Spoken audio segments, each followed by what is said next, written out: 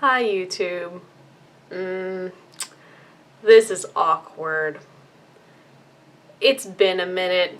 Haha, oops, I got married without you. I'm sorry. Today's video is going to be a defense of C. And no, before you hit that unsubscribe, I'm not giving my self-defense. I'm not making excuses. I'm defending the literal letter C. Because I've been told by more than one person, more than once in my life, that the letter C is useless, and that we already have K and S, so we don't need C. Allow me to make my case.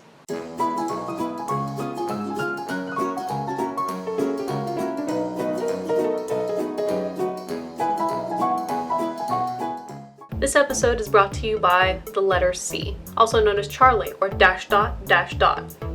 So in order to defend the letter C, I'm going to have to start with where it came from. Considering the letters that it stands in the place of, you would be surprised to know that it doesn't actually originate from the same letter as K or S, it actually originates from the same letter as G. The oldest language in which it looks familiar is the language called Etruscan. When it was adopted into the Etruscan alphabet, it ended up looking like this.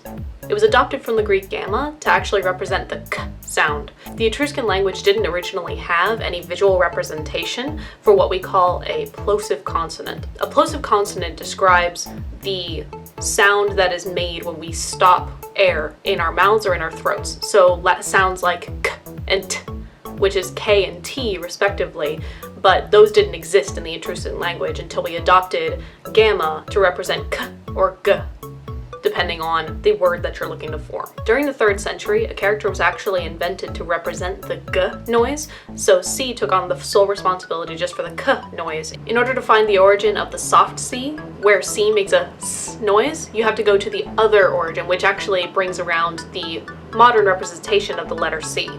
And that's going to be in the Cyrillic alphabet. You may also recognize that as being the Russian alphabet, where there's all different shapes and you don't really recognize anything, nothing makes the sound it's supposed to. The Russian alphabet. So in the Cyrillic alphabet, C actually came around from sigma, which looks like this. It's a fairly commonly used letter, so you may recognize it. It was actually simplified around the 3rd or 4th century BC to be more of a lunar shape, or like the crescent moon. So it was called a lunate sigma, and that's the letter that we use today. So as all these different languages started to move around the 14th, 15th century over into France and England, the different uses of the letter C kind of clashed and came together into this flexible letter that we have today. So in Old English, most C's were actually used as that soft C, or to represent the letter S, because S usually meant Z noise, or Z. So, if you're a Boston fan, that's why the Celtics are the Celtics, not the Celtics. And while we're talking about the flexibility of the letter C, tell me if you recognize this. Okay, so you don't. Maybe if you heard it then. Ch. That's right, the sound ch is so common in things like chopped, children, chips, all sorts of things that we enjoy. We couldn't do any of those without the letter C. You'll find that C can make that noise on its own in soft romantic languages like Italian and Spanish. So remember that when you say goodbye in Italian, remember that it's because of the letter C that you can say ciao. So in short, C, based on all of its history and the way that it's come to mean all these different sounds and noises, it's the ultimate simplifier. So C can be k, or it can be s. As a general rule, a hard C or a k noise is usually followed by an A, O, or U. Soft C or S noise is usually followed by an E, I, or Y, because C doesn't discriminate against vowels. Y is definitely a vowel for C.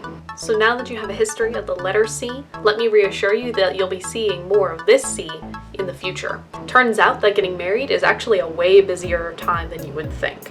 I did do that. It happened, it went smoothly. Here are a couple photos, not too many spoilers. I'll be making a video based solely on my marriage. Now that I'm finished getting married, I am actually back just in time with a new German surname for October, which you may or may not know is German Heritage Month. So throughout this coming month, we're going to be looking at all sorts of German words, whether or not they have direct English translations and what exactly it is that they mean. So if you're excited about that, then definitely hit that subscribe button, and then comment below if you have any other letters that you think are extremely important and you want me to research the history of.